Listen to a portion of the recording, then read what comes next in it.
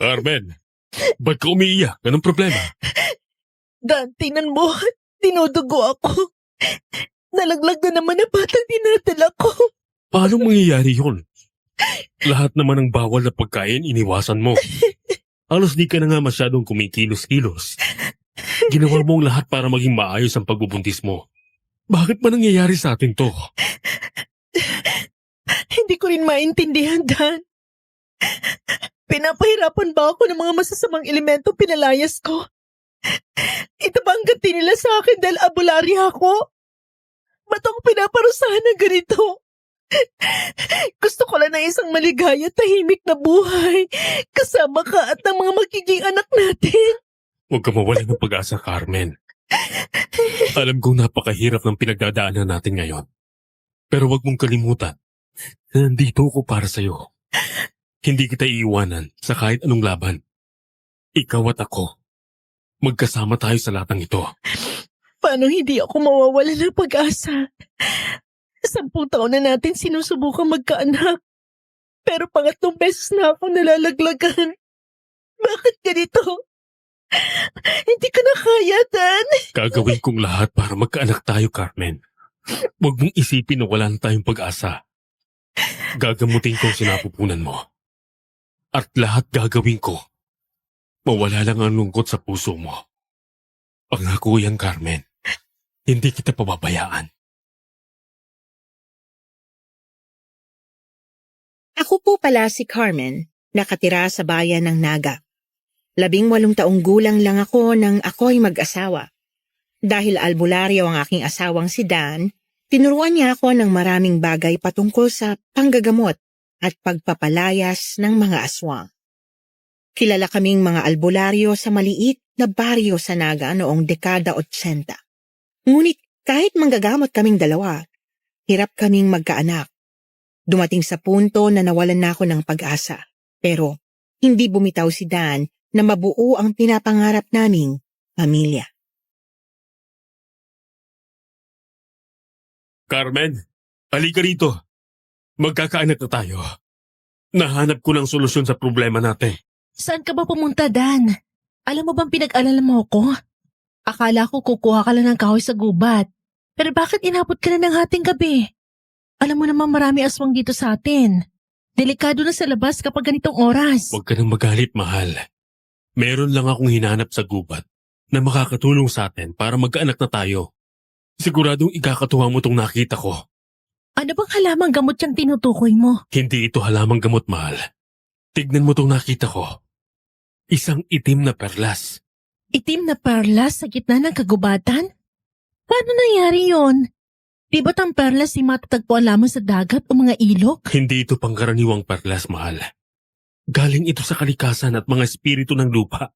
May kakayahan ito magpagaling ng iba't ibang sakit. Gayon din ang magdala ng kayamanan at kapangyarihan. Yan ang sabi ng lolo kong albularyo sa akin. Wala bang nagmamayari niyan? Baka naman maengkanto tayo pag ginamit natin yan, Dan. Ako na ang bagong may-ari nito ngayon, kaya huwag ka magalala. Pero para hindi ka na mabahala pa, paglalagay ako ng mga bawang sa paligid ng kubo para walang masamang elemento ang manggambala sa atin.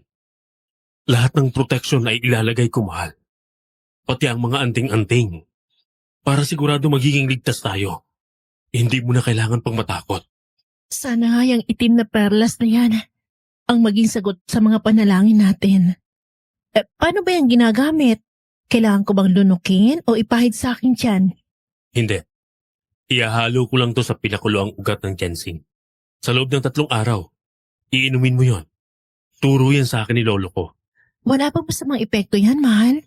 Baka imbes na magkaanak tayo may isumpa pa tong sinapupunan ko. Magtiwala ka sa akin, mahal. Wala tayong magiging problema. Sana nga. Siguro'y nakita ng langit kung gaano kasigasig si Dan para lamang magkaanak kami. Kaya ibinigay ang matagal na naming hinihiling, ang magkaroon ng anak.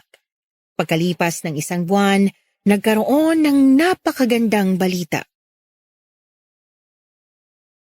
Dan, may sasabihin ako sa iyo.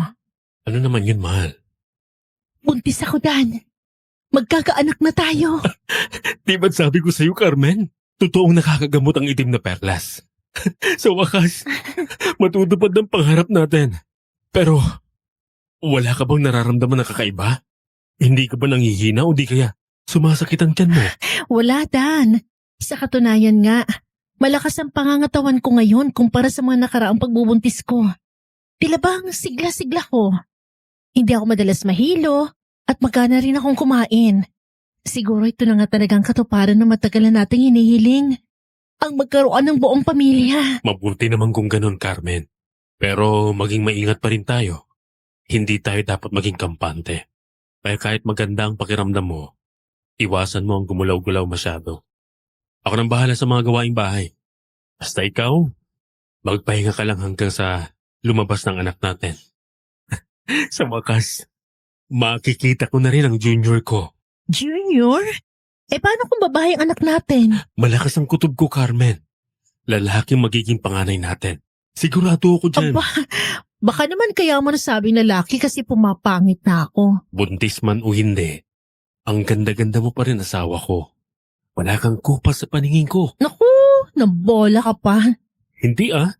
Totoo naman talaga na napakaganda mo. Kaya nga nung nakita kita, hindi na talaga kita pinakawalan pa. Ikaw ang pinakamaganda sa baryo nito. Ay naku, Dan, tumigil ka na nga dyan. Baka marinig ka pa ng mga kapitbahay, nakakahiya naman. Carmen, may gusto nga pala akong ipakiusap sa'yo. Ano naman yon? Pwede bang Jose ang ipangalan natin sa magiging anak natin? Bakit naman Jose? Parang ang layo naman nun sa pangalan natin. Gusto ko siyang ipangalan sa nakababata akong kapatid na si Jose. May nakababata kang kapatid? Ba't ngayon mo lang sinabi, Dan? Sana siya ngayon? Meron, Carmen. Pasensya na at nilihim ko to sa'yo. Ayoko kasi sanang pag-usapan ng tungkol sa kanya eh. Nahihiya ako sa sarili ko. Bakit? May naging hidwaan ba kayo? Oo. Manunugis ang kapatid kong si Jose. Kilala siya sa bayan ng Naga dahil sa tapang niya at galing niya sa pakikipaglaban. Dati pa lang, pinipigilan ko na siyang maging manunugis. Natatakot ako baka sapitin niya yung pinanas sa mga magulang namin sa kamay ng aswang. Ngunit matigas ang ulo ni Jose. At dahil doon, may mga bagay akong nasabi na hindi ko dapat sinabi sa kanya. Siguro'y galit pa rin siya sa akin hanggang ngayon. Magkapatid kayo, Dan. Dugot laman ang nag-uugnay sa inyo. Panahon na siguro para kausapin mo na kababata mong kapatid na si Jose. Siguro'y paglabas na lang ng anak natin, Carmen. Hindi ko pa talaga siya kayang harapin. Nahihiya pa rin ako sa mga nasabi ko sa kanya. Ano man mangyari sa akin sa hinaharap, pumunta ka kay Jose, Carmen. Doon lang siya sa kabilang baryo, malapit sa bayan. Huwag kang magsalita ng ganyan. Walang mangyayari sa iyo. Sabay tayong bibisita kay Jose. Daladalang pamangkin niya. At kung sakaling mabisita natin siya, huwag mong sabihin ang tungkol sa itim na perlas. O kahit sa kanino pa man. Kailangan nating ilihim na hawak natin to. Kahit pa sa kapatid ko. Bakit naman, Dan? Wala ka bang tiwala sa sarili mong kapatid? Hindi naman sa ganun. Pero mahalagang maitago natin ang itim na perlas na yan. Yan ang magdadala ng swerte sa atin, Carmen. Ayoko ring manatili dito sa baryo. Gusto kong lumipat tayo sa bayan kasamang anak natin. At doon tayo mamuhay ng payapa. Masyadong delikado ang lugar na to para sa inyong dalawa. Pero, kailangan tayo ng baryo, Dan. Tayo lang ang mga manggagamot sa lugar na to. Ngayon nabubuo na tayo ng pamilya. Hindi ko kayang mailigay kayo sa panganib, Carmen. Titigil tayo sa pag-aalbularyo. Lilipat sa bayan. At paghahanap ako doon ng magandang trabaho. Basta't ingatan mo ang itim na perlas na yan. Akala ko'y tuloy-tuloy na ang kasiyahan sa aming mag-asawa. Inasikaso ko ni Dan at pansamantala niya akong pinatigil sa panggagamot. Inihanda niya rin ang mga kakailanganin ng bata sa aking sinapupunan tulad ng duyan at kuna. Sa bawat araw na lumilipas, nakita ko ang pananabik ng aking asawa. Pero may isang pangyayari ang magpapabago ng takbo ng aking buhay. Dan, ano yung kumakaluskos sa bubong natin? Malakas bang hangin? Bakit parang may naglalakad sa taas ng bubong natin? Dito ka lang, Carmen. Titignan ko kung ano yon. Baka hayop lang yan o pusa na nagtatakbuhan sa bubong. Masama ang kutob ko, Dan. Parang lumamig biglang paligid. Ibang pakiramdam ko. Baka aswang yun. Manatili ka lang dito, Carmen. Sisilipin ko lang. Dan, mag-iingat ka. Dali mo tong itak bilang proteksyon. Hindi natin alam kung aswang magnanakaw na sa bubong ng bahay natin. Salamat, Carmen. Huwag ka mag-alala.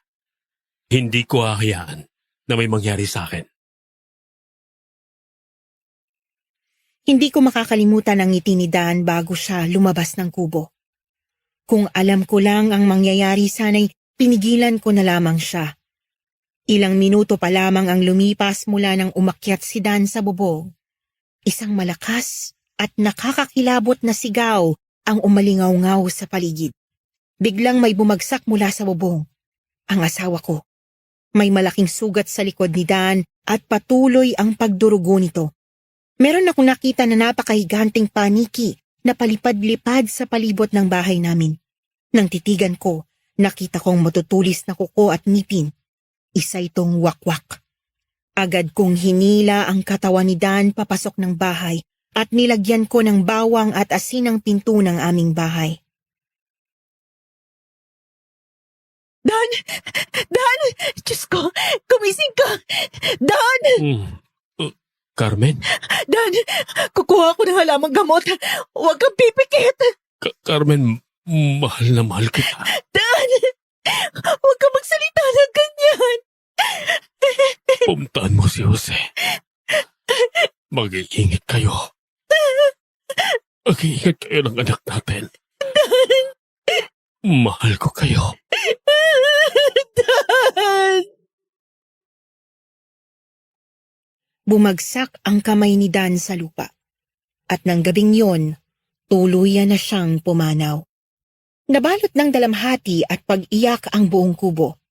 Niyakap ko ang malamig niyang katawan habang umaasa na sana'y panaginip lang ang lahat ng ito.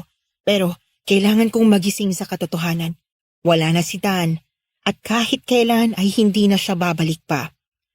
Napag-alaman ng mga taong bayan na pinatay si Dan ng wakwak.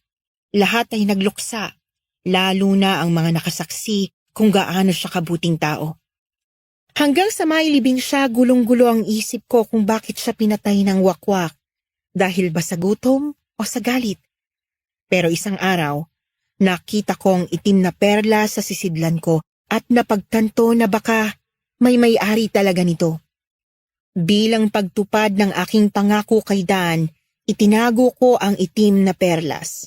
Pero gabi-gabi rin akong may naririnig na kaluskos sa bubong at pagaspas ng pakpak sa bintana. Kaya naman isang gabi, nagdesisyon akong kailangan kong umalis.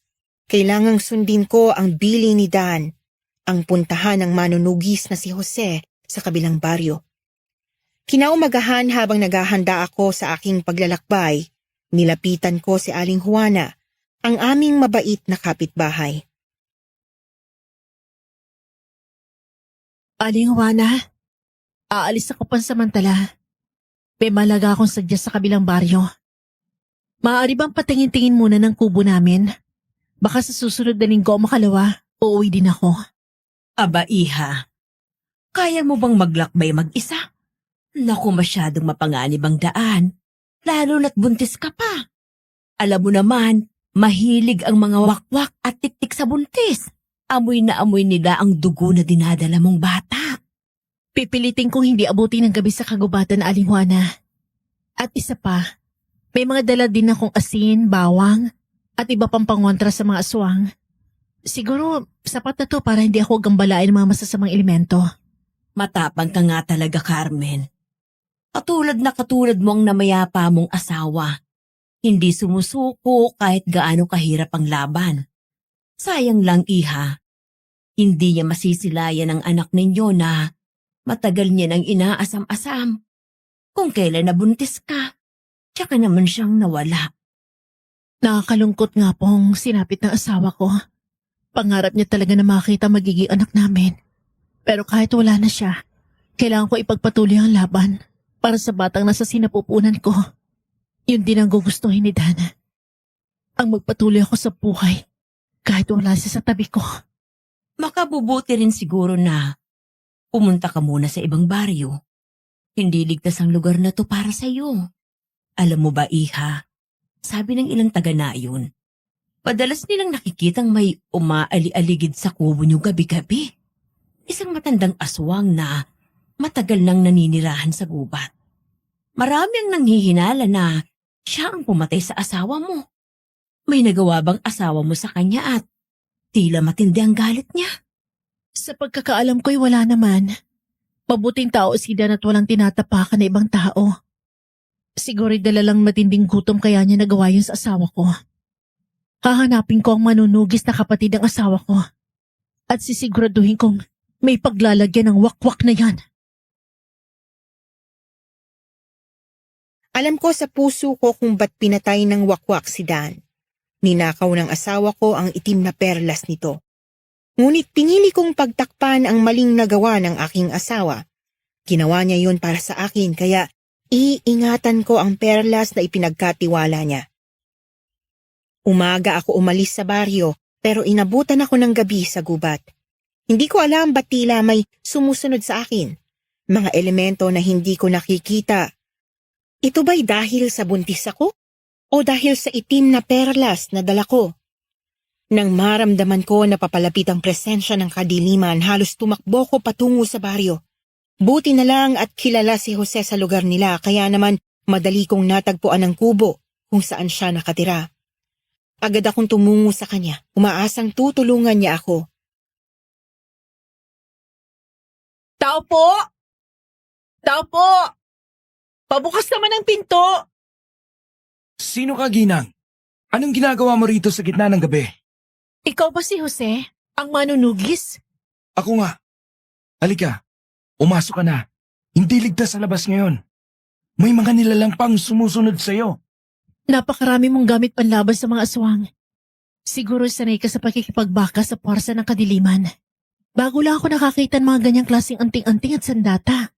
Tama din talagang desisyon kong puntahan ka dito sa baryo.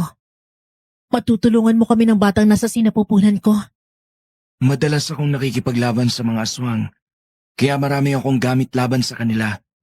Nga pala, bakit mo ako sinadya rito sa baryo? May maitutulong ba ako sa'yo? Dapat sana ipinagpabukas mo na lamang ang pagpunta mo rito. Hindi dapat naglalakad ang buntis na katulad mong 10 oras ng gabi. Maraming aswang ang sumusunod sa'yo kanina. Buti na lamang at may suot-suot kang bawang. Kung hindi napahamak ka at ang batang dinadala mo. Ako si Carmen, isang albularya sa kabilang baryo.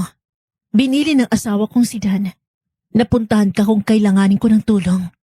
Ikaw ang misis ni Kuya Dan? Nasaan nga pala siya? Bakit hindi mo kasama? Nako, hindi niya dapat na pinaglalakan mag-isa ang buntis sa kalagitnaan ng gabi. Jose, wala na ang kuya mo. Pinatay siya ng aswang sa baryo namin. Paano? Hindi maaari yun. Hindi pa kami nakakapagkita ulit. Hindi pa ako nakakahingi ng tawad sa kanya. Bakit naman siya mamamatay ng ganun-ganun na lang? Malubha ang sugat na tinamo niya nung dakitin siya ng wakwak. Habang nasa labas siya ng kubo namin. Gusto ko lang malaman mo na mahal ka ng kuya mo, Jose. Nangungulila siya sa iyo. Ang totoo niyan, nahihiya siya sa mga nasabi niya sa iyo kaya hindi niya nagawang puntahan ka. Matagal ko na siyang pinatawad.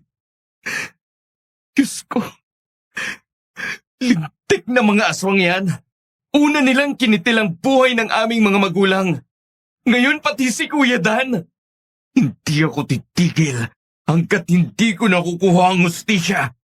Susuyurin ko ang buong naga at uubusin ko silang lahat. Sisiguraduhin ko yan habang nabubuhay ako. Sa ngayon, wala na tayong magagawa kundi magpatuloy sa buhay, Jose. Alam ko kung saan manaro ng asawa ko. Masaya siya dahil maayos ang kalagayan mo. Tinutugis ko ang mga aswang para tulungan ng ibang tao pero hindi ko nagawang tulungan ng sarili kong kapatid. Ano pa kayang saysay nito kung ginagawa ko kung hindi ko kayang protektahan ng mga taong mahal ko? Jose, huwag mong sisihin ang sarili mo. Ipinagmamalaki ka ni Dan dahil sa tapang na taglay mo. Binili niyang pumunta ako sa iyo dahil ikaw ang pinagkakatiwalaan niya sa lahat ng tao. Alam niya na kaya mo kami protektahan ng anak ko. Bakit, Carmen? May panganib ka bang hinaharap kaya sinadya mo ko dito sa kubo ko? Yung wakwak na pumatay kay Dan, papalik-balik siya sa kubo namin. Kung wala siguro mga bawang at banal na gamit sa bahay, ay baka matagal na siya nakapasok at napatay kami mag-ina. Tila malaki ang atraso ni Kuya sa aswang na yon. Alam mo bang dahilan kung bakit galit na galit ang aswang sa pamilya niyo? May kinuha ba kayo sa kanya? Wala naman. Wala akong maalala na may ginawa si Dan sa kanya. Wala bang naikwento sa'yo si Kuya? Mapagiganti ang mga aswang, Carmen. Kapag may kinuha ka sa kanila, doble ang sinisingil nila. Napatunayan ko yan nung ninakaw ang itim na perla sa isang aswang dati. Itim na perlas? Oo, Carmen. Napakahalaga nito sa mga aswang. Sa pamamagitan ng itim na perlas, na ipapasa nila ang kanilang kapangyarihan sa susunod na salinlahi. Kung mawala ito sa kanila, napuputol ang kanilang linya ng dugo. Kaya nila hinahabol ang sinumang may hawak nito. Kaya pala mahalaga ang perlas sa kanila. Dahil sa ginawa ko, siningil ako ng aswang na yon. Pinatay niya ang mga magulang namin ni Kuya. Gusto ko sanang ipaghiganti ang mga magulang ko, kaya nagdesisyon ako na maging manunugis. Hindi ako pinayagan ni Kuya. Kaya nagkaroon ng mainit na diskusyon sa pagitan naming dalawa. Dahil sa bugso ng damdamin, sinabi niya na ako ang sinisisi niya sa pagkamatay ng mga magulang namin. Nasaktan ako, kaya lumayas ako. At simula nun, hindi na kami nagkausap. Mabuting tao ang asawa kong si Dan. Ano mang nasabi niya sa iyo, sigurado ako hindi niya sinasadya, Jose. Dala lang siguro talaga ng bugso ng damdamin niya. Ayaw niya lang na mapahamak ka. Sana'y naisip ko yan bago siya nawala. Akala ko'y magkakaroon pa ng pagkakataon para makausap ko siya. Pero dahil sa takot ko na baka galit pa rin siya sa akin, hindi ako naglakas ng loob. Napuntahan siya at kumustahin man lamang. Huwag mo na isipin yun, Jose. Lagi mo nalang alalahanin yung magagandang alaala kasama ang kuya mo. Ay, napakalungkot ng gabing ito. Dumito ka muna pansamantala, Carmen. May dahilan kung bakit ka pinapunta sa akin ni Kuya. Maaaring nanganganib ang buhay mo. Hanggat dito ka kasama ko, walang mangyayaring masama sa'yo. Pati sa dinadala mong bata. Saglit lang, Jose. Nararamdaman mo ba yung kakaibang aura ng paligid? Parang biglang tumahimik sa labas at ang lamig ng simoy ng hangin. Merong aswang sa labas, Jose. Hindi ka nagkakamali, Carmen. May aswang nga. Yan siguro yung tik-tik na sumusunod sa iyo habang pupunta ka rito sa kubo. Naaamoy niya ang dugo ng batang pinagbubuntis mo. Dito ka lang muna sa loob. Huwag na huwag kang lalabas. Jose, mag-iingat ka. Huwag mo kong alalahanin, Carmen. Halos di ko na mabilang pa ang aswang na napatay ko. Wala akong kinatatakutan. Kahit ano pang klaseng aswang yan. Hintayin mo lang ako dito. At lalabas lang ako. Tik-tik! Magpakita ka! Subukin mo ang lakas ko! Hindi kita uurungan! Jose! Mukhang umalis ng tik-tik! Tila may nakita akong tumatakbong anino sa labas! Oo, Carmen. Umurong ang tik-tik. Hindi siya nagtangkang sumugod. Siguro'y naramdaman niya na hindi siya mananalo sa akin. Siguro itanyag ka na manunugis, Jose. Kahit ang mga aswang ay napapaatras mo. Nakakaamoy kasi ng takot ang mga aswang, Carmen. Pag naramdaman nilang takot ang mga tao, mas lumalakas ang loob nila na sumugod. Pero kapag wala silang makitang bahid ng takot, nagkaalangan sila. Pumipili rin sila ng kakalabanin. Dahil tulad ng tao, may hangganan din ang buhay nila. Buti na lahat nandyan ka. Kahit papano napanatag ang loob ko. Malayo ang nilakad mo, Carmen. Mas mabuti kung magpahinga ka na. Dito na lang ako matutulog sa papag para mabantayan kita. Dahil kasama ko si Jose, nakatulog ako ng mahimbing at payapa. Pakiramdam ko, kapag kasama ko siya, walang kahit sino ang kayang saktan ako. Matapang si Jose at may mabuting puso. Sa unang pagkakataon matapos mamatay ni Dan, Nakaramdam ng kapayapaan ang puso ko. Ngunit may bigat pa rin akong dinadala dahil pinili kong ilihim kay Jose ang tungkol sa daladala kong itim na perlas. Oh, Carmen, ang aga mong nagising. Hindi ka ba makatulog? Sa katunayan nga niyan, naging mahimbing ang pagtulog ko. Ngayon lang ata ako nakatulog ng maayos pagtapos na mawala ni Dan. Maaga lang talaga ako nagigising. Ganito na rin kasi nakasanayan ko sa araw-araw. Nga pala, namitas ako ng mga tanim mo sa likod ha, para makapagluto ng agahan. Ang sipag mo naman, Carmen. Parang magbubuhay hari pala ako habang nandito ka. Pasensya na ako, medyo maliit itong kubo ha. Pang-isahang tao lang kasi talaga ito. Bakit naman? Wala ka bang balak mag-asawa? O baka naman may nobya ka na? Nako, hindi na yan sumasagi sa isip ko. Bilang manunugis, mas makabubuti kung mamumuhay kaming mag-isa. Maliban sa delikado yung ganitong trabaho, madalas, nalalayo rin kami sa mga mahal namin sa buhay.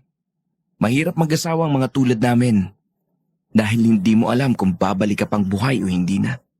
Hindi ka ba nalulungkot mag-isa? Nung una oo, pero ngayon, sanay na akong matulog at magising mag-isa. Padalas naman ako nasa bayan sa araw, nang gagamot ng mga pinaglalaroan ng aswang. Paggabi naman, nanunugis ng mga aswang na namiminsala dito sa baryo. Hindi ka ba naninibago na may kasama ka na ngayon dito sa kubo mo? Hindi naman. Buti nga't nandito ka eh. Kahit papano, may nakakakwentuhan ako. Nasasawa na ako na puro sa aswang na lang ang kinakausap sa araw-araw para palayasin at takutin. Mapalad ang baryong to dahil nandito ka. May matatakbuhan sila sa oras ng pangailangan. Hindi lamang ako ang manunugi sa baryong ito. Meron ding iba. Kaya kahit papano'y nababawas-bawas na ang mga aswang na gumagala sa lugar na to. Ipinagtataka ko lang kung bakit parang dumami na naman sila kagabi. Yung ibang aswang ay parang hindi pa taga rito. Yung mga sumunod sa akin? Oo. Baka dahil buntis ka. Di ko sigurado. Nga pala, gusto mo bang sumama sa akin sa bayan? Mas mababantayan kita kung nandun ka. Hindi mo naman ako kailangan bantayan sa araw. Wala namang aswang nananalasa pag may araw. Pero may mga aswang na nagbabalat kayo bilang tao para maghanap ng mabibiktima nila. Kaya kailangan pa rin mag-ingat kahit na araw. Jose, wag mo akong alalahanin. Dito lang ako sa loob ng bahay. Maglilinis at mag-aasikaso. At isa pa, albularya ako. Kung mayroong mga aswang sa paligid, malalaman ko. Kahit na mag-anyong tao pa yan. Sige. Hindi na kita pipilitin. Basta't mag-iingat ka, lalo na kapag hindi mo ako kasama. Bilang pasasalamat ko na rin kay Jose, naglilinis ako ng bahay sa tuwing pupunta siya sa bayan. Nilalabahan ko rin ang mga damit niya. Minsan ay pinaalalahanan niya akong huwag masyadong magkikilos dahil buntis ako. Naalala ko tuloy si Dan sa kanya. Habang nasa bahay ako, napansin ko na may matandang babae na pabalik-balik. Tila sinisilip ako. Malakas ang kutob ko na aswang ito pero hindi ko sinasabi kay Jose dahil ayaw kong manggambala. Ngunit isang araw, naglakas loob ang matandang babae na kumatok sa pintuan ng kubo. Ay, Ineng. Pwede ba akong makahingi ng tubig? Ako'y uhaw na kasi. Pasensya na po't wala kaming tubig ngayon. Hindi pa ako nakakaigib sa balon eh. Ay, pwede bang? Papasukin mo na lang ako sa loob ng bahay mo. Ang init kasi dito sa labas. Hindi ako nagpapapasok ng kung sino-sino, Ginang. Lalo na kung hindi ko kilala. Wala naman akong gagawing masama sa iyo, Ineng. Pagod lang talaga ako. Ilang buwan na pala yung tiyan mo. Lalaki ang batang nasa sinapupunan mo. Patusok ang tiyan mo. At mukhang malusog ang bata. Maaari ko bang mahawakan ang tiyan mo, Ineng? Umalis ka na, Ginang. Ay, napakasuplada mo naman. Hahawakan lang ang tiyan mo eh. Papasukin mo ako. Hahawakan ko ang tiyan mo. Alam kong aswang ka. Matagal na kita nakikita na paikot-ikot sa kubo lalo na sa tuwing umaalis ang kasama ko manunugis. Tigilan mo ako. Kung ayaw mong gawin kitang amo, tik-tik. Isa akong albularya. At alam ko kung paano kita mapapatay. Huwag mong pagtatangka sakta ng batang nasa sinapupunan ko. Umalis ka na! Matinding takot ang naramdaman ko nung mga panahong yon, lalo na nung nagalit ang matandang babae. Hindi ko makakalimutan kung paano niya tiningnan ang tiyan ko. Nanlilisik ang kanyang mga mata at tila sabik na sabik siya. Ngunit naalala ko ang sinabi sa akin ni Jose patungkol sa mga aswang. Nakakaamoy sila ng takot. Kaya naman pinili kong lakasan ang aking loob. Ngunit tulad nga ng sinasabi ni Jose, ang mga aswang ay laging naghihiganti. Habang natutulog, nagising ako sa malakas na sigaw ni Jose. Carmen! Umiwas ka! Anong nangyayari? Ba't maitim na dugo sa tiyan ko? Buti na lang. At nahiwa ko agad ang dila ng tiktik. Kung hindi ay natusok na niya ang tiyan mo. Nasaan ang tiktik? Umakyat siya sa taas ng bubong. Binutas niya ang nipa at tinangkang kainin ang anak mo. Matigas ang ulo ng tiktik na yan. Kailangan ko siyang mapatay. Kung hindi, babalik-balikan ka niya. Dito ka lang, Carmen. Hahabulin ko lang. Hindi pa nakakalayo yun. Jose, sasama ako sa iyo. Diyan ka lang! Diyos ko, anong sigaw yun? Jose, ano yun? Buti na lang at hindi pa nakakalayo. Natara ko pa ang punyal sa puso niya. Kaya sumigaw siya ng malakas. Napatay mo ba? Oo, huwag kang mag-alala. Patay na siya. Bukas, pag nasinagan niyo ng araw, magiging abo na ang katawan niya. May sugat ka ba o galos? Wala naman. Hindi na rin lumaban dahil napinsala ko yung dila niya. Muntik pa kami mapahamak ng anak ko dahil sa kagagawan ko. Anong ibig mo sabihin, Carmen? Tuwing umaalis ka, umiikot-ikot siyang tiktik sa labas ng kubo. Nagpapanggap bilang matandang babae. Pero kanina, naglakas loob siyang kumatok at gusto niya hawakan ng tiyan ko. Pinagbantaan ko siya na gagawin ko siyang abo at pinaalis ko. Kaya siguro nagalit siya at nagiganti. Bakit hindi mo sinabi agad sa akin, Carmen? Baka kung anong nagawa ng tiktik na yun sa'yo. Dapat nang sasabi ka. Ayoko maistorbo ka, Jose. Akala ko rin, hindi siya maglalakas loob na saktan ako dahil alam niyang manunugis ka. Hindi nag-iisip ang mga aswang. Lalo na kapag gutom na gutom sila. Paano kung sinugod ganun habang wala ako, Carmen? Pasensya na kung naglihim ako sa iyo, Jose. Sa susunod, huwag ka nang maglilihim, ha? Susubukan ko. Ay, huwag mong subukan. Gawin mo. Ang tapang mong buntis ka. Pati tiktik hinahamon mo. Ginagaya lang naman kita eh. Manunugis ako, Carmen. Normal na lang sa akin na naghahamon ng away sa aswang araw-araw. Albularya naman ako. Alam ko rin pumatay at magpalayas ng mga aswang tulad mo. Ayoko na makipagtalo sa'yo. Basta sa susunod, ha? Huwag ka na maglilihim sa akin. Kung may tiwala ka sa akin, maging tapat ka. Yan lang ang hihilingin ko sa'yo, Carmen. Hayaan mong protektahan kita. Oo, Jose. Pasensya na ulit. Paligo ka na at magpalit ng damit para hindi magmantsa ang itim na dugo. Kukumpunihin ko pa itong butas ng bubong. Mamaya, baka kung sino-sino sumilip dyan at pagka-interesan tayo. Delikado na kung lalabas ka pa. Pwede naman siguro ipagpabukas yan. Takpan mo lang siguro ng karton o kahit ano na pwedeng matakpan niya kahit pansamantala lang. Sige, ako nang bahala rito. Kahit nasa papag si Jose at alam kong ligtas ako, hindi pa rin ako nakatulog ng maayos nung gabing yun. Habang tumatagal na tinatago ko sa kanya ang tungkol sa itim na perlas, ay tila bumibigat din ang loob ko. Gusto kong sabihin sa kanya ang totoo pero nangako ako kay Dan na itatago ko ang patungkol sa perlas kahit pa sa kapatid niya. Buong gabi akong kinain ng konsensya ko kaya hindi ako nakatulog ng maayos. Carmen, gising na. Jose, anong oras na? Mag-aalas 8 na ng umaga. Naku, tinanghali na ako nagising.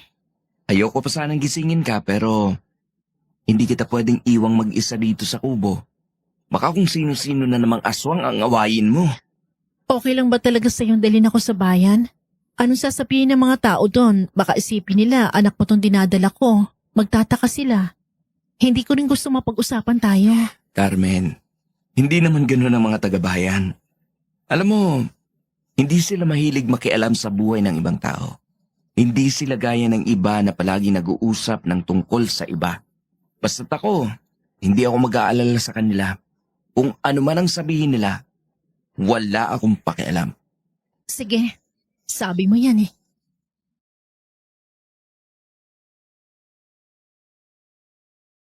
Uy, Jose, di ko alam na may nobya ka na at magkakaanak pa. Akala ko naman hindi ka interesado sa mga ganyang bagay eh. Pero parang ang bilis mo naman yata. Tumigil ka nga dyan, Noel. Nakakahiya sa kasama ko. Siya nga pala si Carmen. Asawa siya ng kapatid ko at pamangkin ko ang nasa sinapupunan niya. Siya pala yung kinikwento mo na balo ng kuya mo. Ay, magandang umaga sa'yo, Carmen. Sana hindi ka nahihirapang makitungo dito sa kaibigan ko. Suplado lang yan minsan at bugnutin. Pero mabait naman. Talagang siguro ng pagiging matandang binata niya. Hoy, Noel! Tumigil ka nga dyan! Anong matandang pinagsasabi mo? 28 pa lang ako. Ikaw itong nasa 40 na. Tsaka mabait naman ako, di ba, Carmen? Bugnutin ka nga minsan, pero madalas naman mabait eh. Nga pala, ba't ang dami nakapila dito? Araw-araw ba? Ganto karami yung ginagamot nyo? Dalang lang mangyari ang ganito. Di ko rin alam kung anong nangyayari sa lugar namin eh. Parang nagsilabasan lahat ng mga aswang at engkanto. Araw-araw, may mga nananalasang masamang elemento dito sa baryo. Akala ko pa naman, mababawasan na ang mga aswang dahil masigasig naman kami ni Jose sa pagtugis ng mga aswang. May kakaibang nangyayari dito sa baryo. Yan ang dapat kong alamin. Sa dami ng tao ngayon, hindi lahat magagamot natin. Lalo na't 2 lang tayo. Kukulangin ng isang araw. Baka pwede ako makatulong sa inyo, Jose. Matagal-tagal na rin ako hindi nakakapanggamot. Gusto ko na ulit magamit yung mga kaalaman ko bilang isang albularya. Wala din naman ako ibang gagawin dito sa bayan. Sigurado ka ba, Carmen? Baka mapagod ka. Mas mapapagod ako katitingin dito sa paligid. Bigyan mo na ako ng magagawa para di naman ako antukin. Sige. Basta kapag napagod ka, magpahinga ka lang. Iba ang dulot na saya sa akin ng pagiging albularya dahil nakakatulong ako sa maraming tao. Karamihan ng mga taga-bayan ay nakakaranas din ng parehong mga paghihirap galing sa mga aswang at masasamang elemento. Ang iba ay kinukulam, sinusumpa o kaya naman ay sinasaktan ng pisikal. Ngunit may isang bata ang hindi ko makakalimutan. Siguro dahil kasing edad niya na sana ang panganay kong anak kung hindi sana ako nalaglagan. Ineng, ilang taong ka na hindi nakakalakad? 2 taon na po, Ginang. 2 taon? Matagal-tagal na rin pala. Hindi mo dapat pasanin ng ganyang kabigatan, lalo na sa murang edad mo. Hayaan mo tutulungan kita. Dahil nga po sa kapansanan ko, ay huminto po ako sa pag-aaral. Talaga pang matutulungan mo ako, Ginang? Makakatakbo na po ulit ako. Hindi kita mapapangakuan ng mabilisang himala. Pero gagawin natin ang lahat para mapalakas ka ulit, ha? Oh, inumin mo tong pinakulo ang ugat ng ginseng sa loob ng 3 araw. Umaga at gabi bago matulog. Huwag mong kalilimutang dasalan ng bawat inumin, ha? Opo, Ginang. Gagawin ko po yan. Salamat po. At pagkatapos ng 3 araw, bumalik ka sa akin. Susuriin natin ulit ang kalagayan mo. Opo. Pangako ko po, babalik ako. Carmen, umuwi na tayo. Baka maabutan pa tayo ng dilim sa daanan. Pero marami pang nakapila, Jose. Kaya na yan ni Noel. Kung hindi man makapagpagamot lahat, babalik lang din naman sila bukas. Jose, may problema ba? Ba't parang hindi ata magandang timpla mo ngayon? Dahil ba sa pagod? Hayaan mo. Lulutuan kita ng masarap mamaya pag uwi natin sa kubo. Carmen, may gusto lang akong linawin. Ano yung binigay mo sa bata? Pinakulo ang ugat ng ginseng lang yun. Pinapainom po sa kanya para maging maayos ang kalagayan niya. Ginseng lang? Sigurado ka?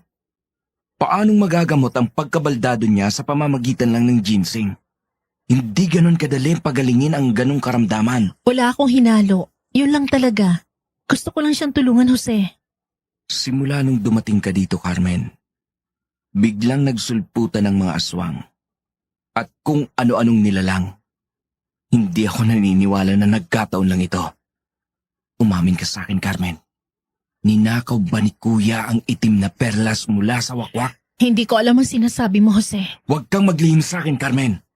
Pagkatiwalaan mo ko. Ninakaw ba ni Kuya ang perlas na yon at tinatago mo ngayon? Kaya sinusundan ka ng mga aswang.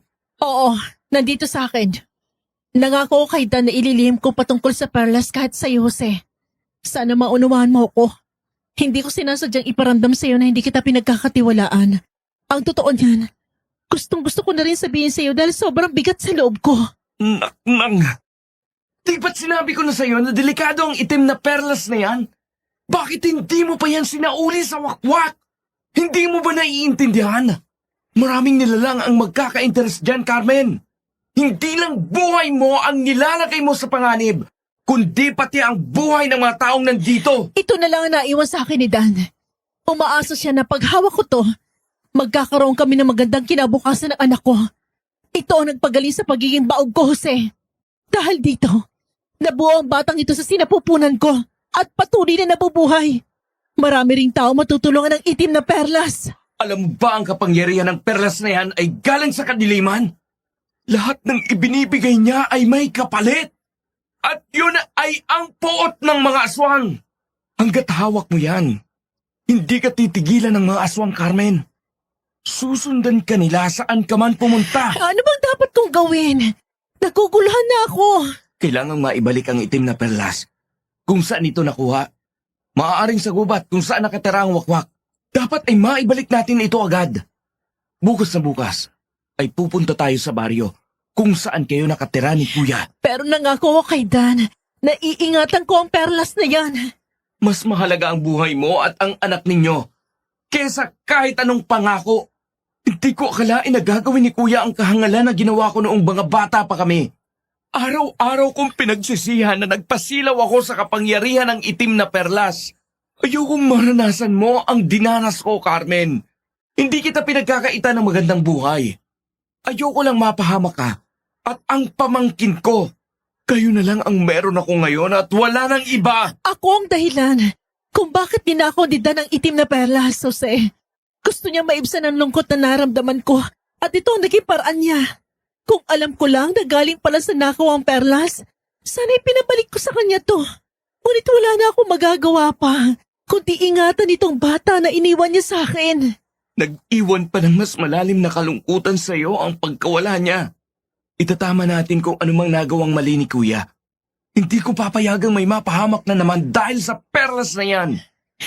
Sige, Jose. Kung kinakailangan isoli ang itim na perlas, para lang matapos na lahat ng problema, yun ang gagawin natin. Hindi sapat na ibalik lang natin ito, Carmen. Kailangan nating magdala ng alay. Alay? Oo, alay.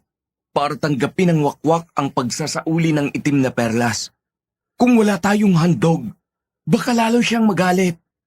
Maaari tayong magdala ng puting manok. Dahil ang dugo ng puting hayop ay sumisimbolo ng kapayapaan at pagsuko. Saan naman tayo kukuha ng puting manok, Jose? Parang wala ako nakita nagbebenta ng puting manok dito sa bayan. Ako nang bahala. May kilala akong pwede nating mapagkunan. Bago sumikat ang araw bukas, dapat handa na ang lahat para maaga pa tayo makaalis. Gabi pa lang nang magsimula na kaming maghanda ni Jose. Maingat niyang pinili ang pinakamalakas at pinakamaputing manok na alaga ng isa sa mga taga-baryo. Sabi niya, ito raw ang magiging alay sa wakwak para tanggapin ang pagsasauli ng itim na perlas. Binalot ko naman ang perlas sa pulang tela, tanda ng paggalang at pagsisisi. Habang nag-iimpake, paulit-ulit akong dasal ng dasal na sana'y matapos na ang bangungot na ito. Bago pa sumikat ang araw ay nagsimula na kaming maglakbay. Carmen, ayos ka lang ba? Hindi ba mabigat ang pakiramdam mo? Buntis ka pa naman. Baka nahihirapan ka na. Ayos lang ako, Jose. Kaya ko pa. Sabihan mo lang ako kung napapagod ka na. Para makahinto tayo at makapagpahinga ka. Salamat, Jose. Ayokong huminto tayo sa paglalakad at maabutan ng dilim dito sa gubat. Lubos sa mapangarib lalo na't daladala kong itim na perlas. Huwag mong alalahanin yun, Carmen. Magpahinga ka kung kailangan mong magpahinga. Kasama mo ko. Kahit abutin tayo ng gabi, kaya kitang protektahan laban sa kahit anong uri ng aswang. Maraming salamat sa pagmamalasakit mo sa akin, Jose. Kahit na gabi na kami nakarating sa baryo ni Jose, walang kahit anong aswang ang gumambala sa amin. Siguro nga'y kinatatakutan talaga siya ng mga mundo ng aswang. Kahit na may mga sumusunod sa amin, walang nangahas na sumugod o manakit. Nang makarating kami sa tinitirhan namin ni Dan, bumungad sa akin ang sirasirang bintana at bubong. Nagkalat din ang mga gamit namin ni Dan. Agad akong pumunta kina Manang Juana para malaman ang nangyari. Manang, ba't nagkagano ng bahay ko? Pinasok ba ito ng magdanakaw o sinalanta ng bagyo? Ay, gabi-gabi bumabalik ang wakwak sa bahay niyo, Carmen. Tila may hinahanap. Hindi namin siya nagawang pigilan dahil na rin sa takot na baka masaktan kami. Ikaw na lang ang nag-iisang albularyo dito sa baryo at wala kaming ibang maaasahan na magpapalaya sa kanya. Hindi pala tumigil ang wakwak sa panggugulo. Hayaan niyo po, konti na lang. Matatapos ng kalbaryong dinaranas natin sa wakwak na yan. Carmen, mas makakabuti kung bukas na lang natin isa sa uli ang itim na perlas. Kailangan mong makapagpahinga dahil mahaba rin ang nilakad mo. Aayusin ko na lang din muna ang bubong at pinto ng kubo ninyo para makapagpahinga ka ng maayos. Sige, mas makabubuti kung bukas na lang para makapagpahinga ka rin. Kailangan mo ng sapat na lakas dahil makikipagsagupaan ka sa mga aswang bukas, Jose. Carmen, pwede ba kitang tanungin? Anong klaseng asawa sa'yo si Kuya? Si Dan, mabuti siyang asawa, Jose. Hindi siya pala salita, pero ramdam kong pagmamahal niya sa bawat galaw, sa bawat simpleng paraan. Kahit kailan, hindi niya ako pinabayaan. Laging una ang kaligayahan ko bagong sarili niya. Ganun nga siya. Noon pa man, palagi niyang inuuna ang iba bago ang sarili. Naaalala ko, nung bata pa kami, kahit gutom na siya, ibinibigay pa rin niya sa akin ang pagkain niya. Hindi nagbago si Kuya, no? Hindi. Hindi talaga siya nagbago. Kaya hanggang ngayon, ramdam ko pa rin ang presensya niya. Parang kasama ko pa rin siya minsan dito sa kubo. Kung pwede ko lang siyang ibalik, Carmen, ginawa ko na. Pero ngayon, ang mahalaga, ikaw at ang anak mo. Kaya gusto ko sanang malaman, ano ang plano mo pagkatapos nating maibalik ang itim na perlas? Plano ko manatili rito sa baryo. Tahimik dito, Jose. Malapit sa alaala ni Dan. Titira ka dito mag-isa, Carmen? Hindi biro ang panganib na kakaharapin mo. Lalo na't alam nating hindi basta-basta ang mga nilalang na naglalakad sa paligid. Alam ko, pero kaya ko. Kailangan ko tong harapin. Sumama ka sa akin sa kabilang baryo. May mas ligtas na lugar doon. Maraming tao, mas maraming tutulong sa'yo. Hindi ko alam, Jose. Hindi ako sanay sa ibang lugar eh. Tsaka baka maging pabigat lang kami ng anak ko sa iyo. Carmen, hindi kayo pabigat. Pamilya ko kayo. Sa bagay, kung hindi nawala si Dan, balak niya lumipat kami sa bayan at doon magsimula ng bagong buhay kasama magiging anak namin. Pero nandito lahat ng alaala ni Dan. Parang ang hirap iwan. Hindi mo kailangang kalimutan si Kuya. Dadalhin natin ang alaala niya. Kahit saan tayo mapunta. Umalaga, mabigyan natin ng bagong simula ang anak mo. Salamat, Jose. Hindi ko akalain tutulungan mo ako ng ganito. Wala kang dapat ipagpasalamat. Mahalaga ka sa akin, Carmen. Kayo ng batang nasa sinapupunan mo. Naging abala kami ni Jose sa paghahanda ng mga kakailanganin namin sa pagpunta sa gubat. Kahit na kinatatakutan si Jose ng mga aswang, sinigurado naming handa kami, lalo na't hindi namin alam ang kakaharapin namin. Maaring tanggapin ng wakwak ang alay, o ang buhay ko ang magiging kabayaran sa pagnanakaw ng itim na perlas.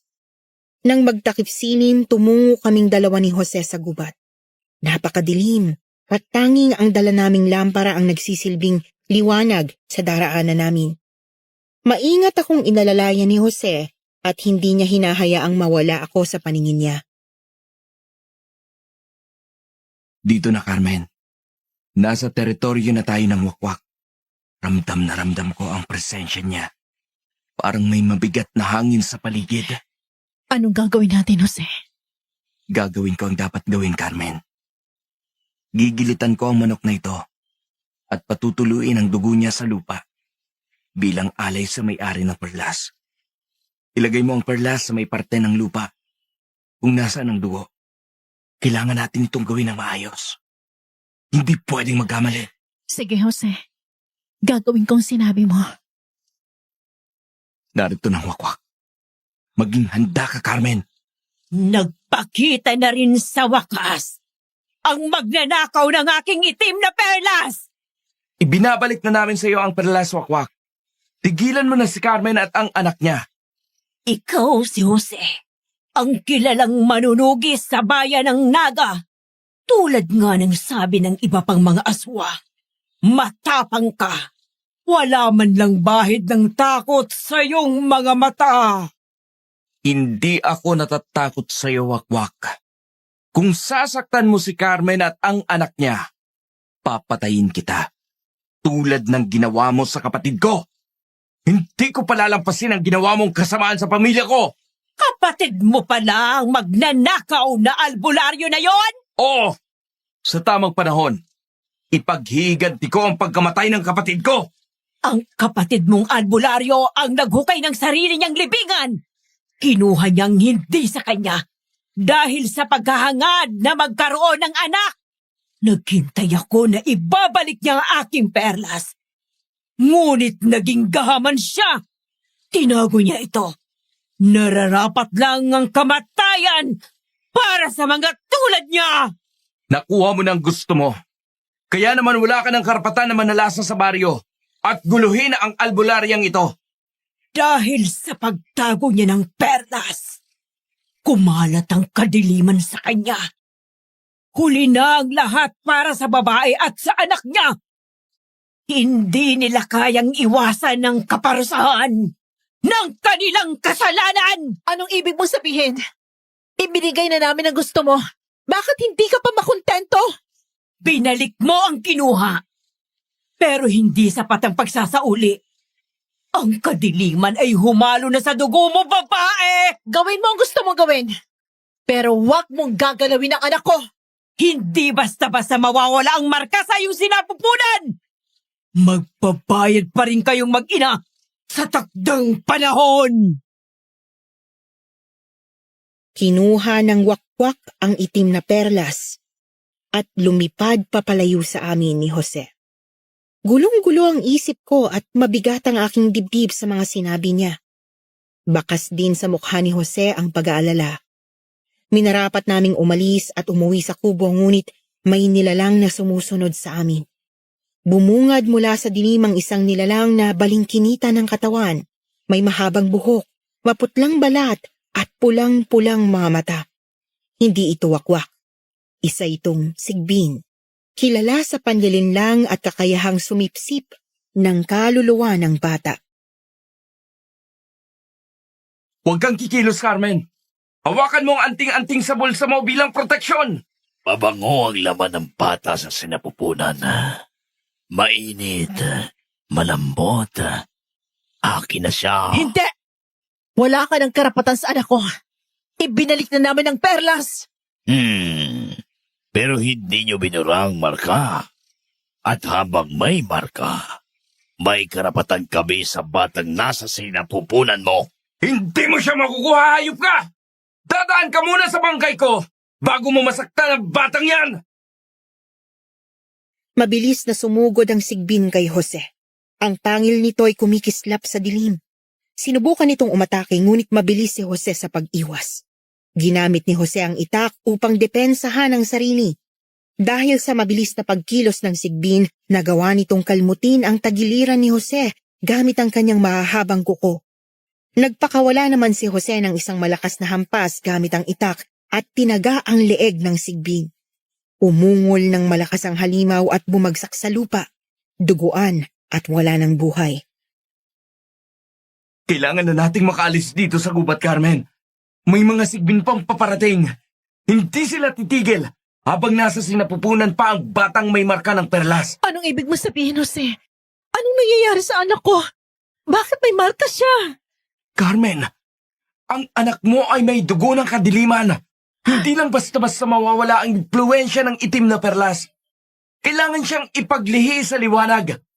Kailangan niyang maging malinis mula sa anino ng perlas na nagbigay marka sa kanya. Paano? Paano kung may liligtas ang anak ko, Jose? Hindi ko kayang tanggapin na magdurusa siya dahil sa pagkakamali na gawa namin mag-asawa. May solusyon pa, Carmen. Huwag kang mag-alala. May isang lugar sa itaas ng bundok sa ilalim ng buwan sa ika-4 na gabi ng kabilugan. Doon ginagawa ang paglilinis ng sinapupunan.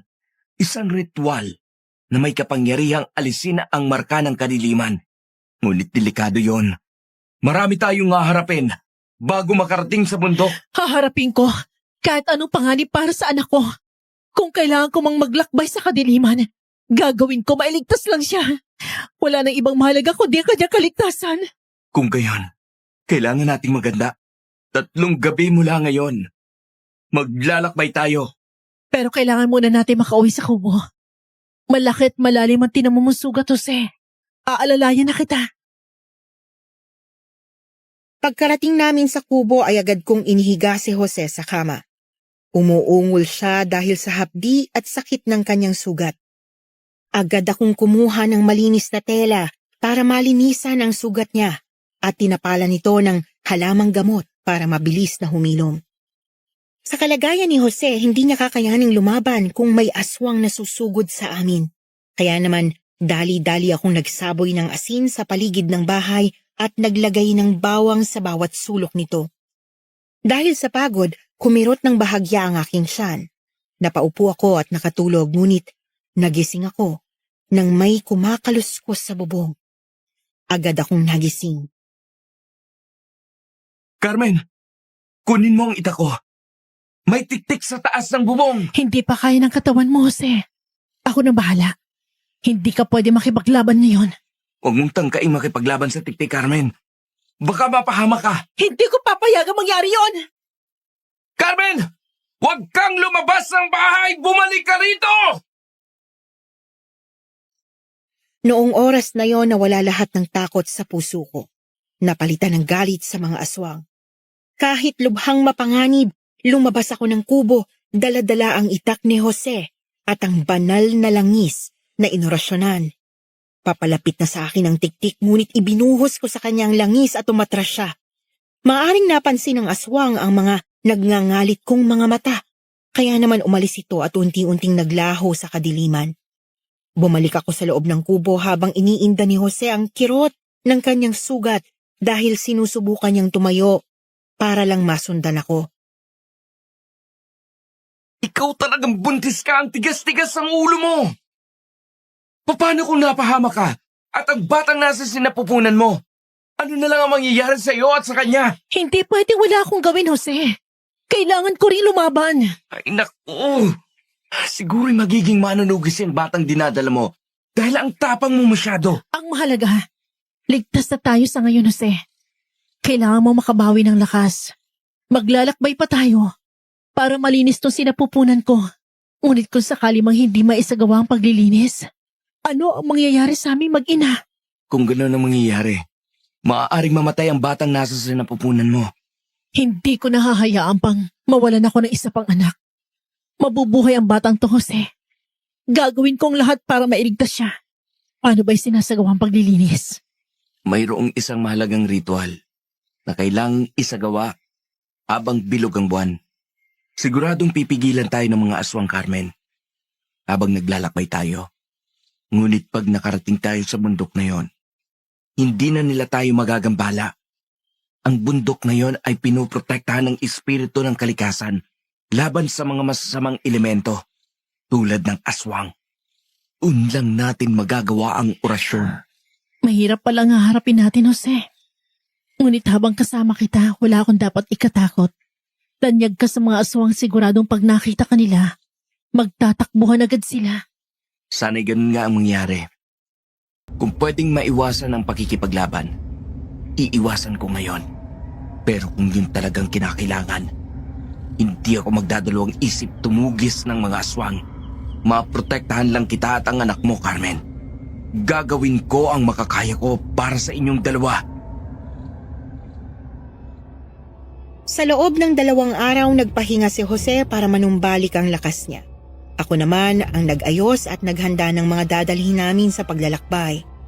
Kailangan naming magdala ng banal na langis, punyal, asin, bawang at iba pang mga gamit na makakatulong sa amin laban sa mga aswang. Dumating ang araw ng aming paglalakbay pero hindi pa rin tuluyang naghihilom ang sugat ni Jose sa tagiliran. Kakayanin mo ba talaga, Jose? Hanggang ngayon, sariwa pa rin sugat mo sa tagiliran. Baka magkakomplikasyon niya kung pipilitan natin maglakbay ngayon. Hindi natin pwedeng ipagpaliban ang paglalakbay, Carmen. Ito lang ang pagkakataon para magawa natin ang orasyon at mailigtas ang anak mo. Pag pinatagal pa natin, kakalat pa lalo ang kadiliman sa dugo ninyong mag-ina. Sige, aalalayan na lang kita, Jose. Patnubayan sana tayo ng liwanag patungo sa bundok na yon. Sana wala tayong masalubong ng mga aswang sa daan. Yan ang imposible, Carmen. Naaamoy ng mga aswang ang marka sa dugo mo at ng bata. Kaya siguradong susugod sila. Pero wala tayong magagawa. Kailangan nating magpatuloy. Bakit pa nila gustong kainin ng anak ko? Ano bang magagawa ng marka sa kanila? Ba't nila ito kailangan? May kakaibang lakas na nakukuha ang mga aswang sa dugo na may marka ng kadiliman. Pwede silang makakuha ng bagong lakas at kapangyarihan. Kaya naman nag-uunahan sila sa paghabol sa iyo at sa anak mo. Akala ko, kapag ibinalik kong itim na perlas, titigil na sila. Pero hindi pala. Ay, hindi ko na rin alam kung anong gagawin. Huwag kang mag-alala, Carmen. Pag nasagawa na ang orasyon, mawawala na ang marka at mapapalitan ito ng liwanag. Sa lagay mo ngayon, kakayanin mo bang makipaglabang sa mga aswang? Hindi ka pa nga tuluyang gumagaling. Isa ako manunugis, Carmen. Kalahati ng buhay ko nakikipaglaban ako sa aswang. Hindi lang ito ang sugat na ininda ko. Merong mas malala pa. Tingnan mo naman, buhay pa rin ako hanggang ngayon. At mabubuhay pa ng matagal. Umalis kami sa kubo ng maaga pa. Nagbabakasakali na hindi aabutan ng gabi sa gubat. Ngunit nang kumagat na ang dilim, unti-unting sumunod sa amin ang mga aswang sa dinaraanan namin. Ang iba ay nag-aalinlangan sa pagsugod, ngunit may iilan na naglakas loob. May isang lupo ng mga aswang kaming nakasalubong. Mukhang sabik na sabik kainin ako at ang aking anak. Ang mga tiktik ay mabilis na dumapo sa hangin, habang ang sigbin ay sumugod mula sa likod ng mga puno.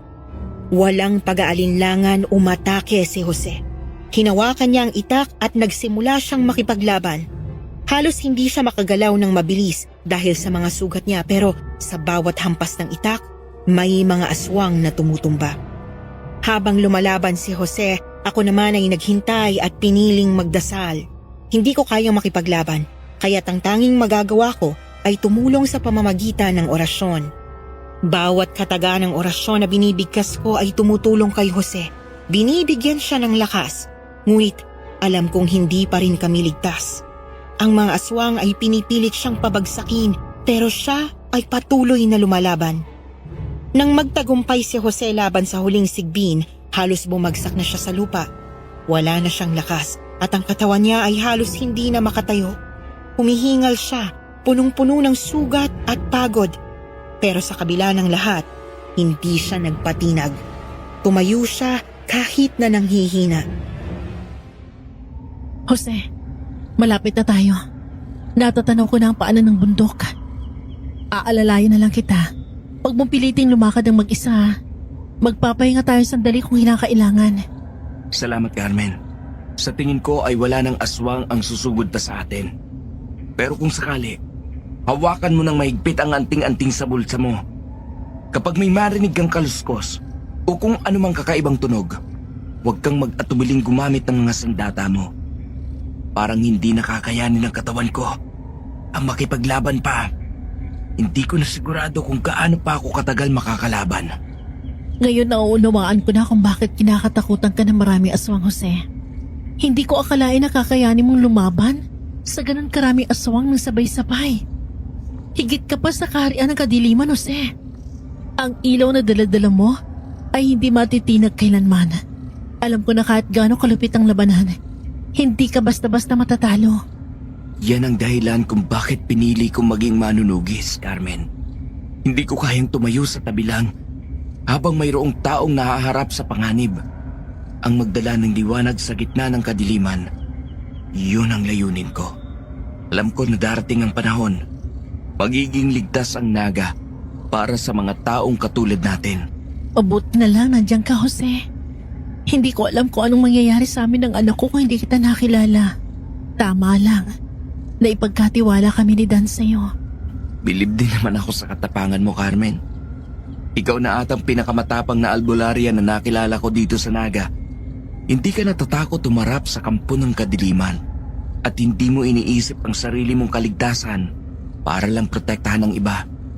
Yun ang uri ng tapang na hindi mo makikita sa marami. Noong una, may mga pag-aalinlangan din ako. Hindi ko alam kung kaya ko bang harapin ang lahat ng to. Ang mga nilalang na hindi ko alam kung paano palalabanan. Pero nung makita kita makipaglaban dati, napatunayan ko na kailanman, hindi magagapi ng kadiliman ng liwanag. Ikaw mismo, Jose, ang patunay na ang tapang at liwanag ay kaya magtagumpay kahit gaano kalupit ang kalaban. Marami pa tayong haharapin, Carmen. Pero naniniwala ako na magtatagumpay tayo. Nang makarating kami ni Jose sa paanan ng bundok, naging mas mapayapa ang paligid. Tila ba nakalayo kami sa puwersa ng kasamaan. Ang hangin ay magaan at ang mga puno ay parang nagbubukas ng daan para sa amin. Walang kahit anong tunog maliban sa kalikasan. Tila may himig na nagmumula sa bundok na nagsasabing ligtas na kami. Jose, parang wala nang panganib sa paligid. Walang kalaban na sumunod sa atin. Oo, Carmen. Sa wakas nandito na tayo. Sa tuktok ng bundok, ang mga espiritu ng kalikasan ang nagbabantay. Dito, hindi tayo maaabala. Simulan na natin ang ritual.